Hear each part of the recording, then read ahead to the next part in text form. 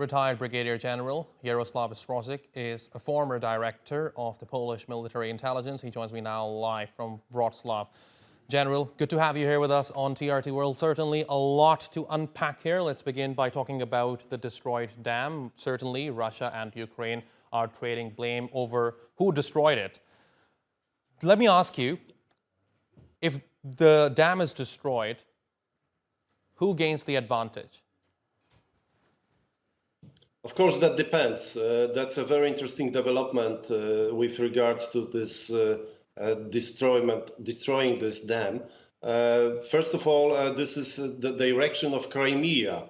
So very probably Russians had some information that Ukraine is about to launch an offensive with this direction. And for this reason, this destroying this dam is hampering or delaying the operation of Ukraine armed forces towards Crimea. But on the other hand, let's not forget this dam has also a kind of agricultural, industrial purposes, and was the way of irrigation or supplying the water to Crimea. So, other words, perhaps Russians don't believe that Crimea will be there in upcoming months or weeks.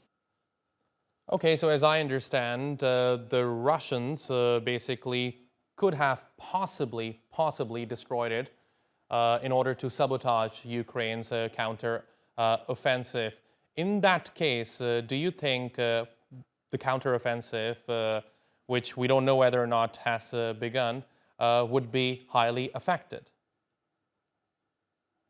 Of course, there are too many questions about this counter-offensive. We are discussing that for last, I would say, 2 months at least. So that depends on the direction.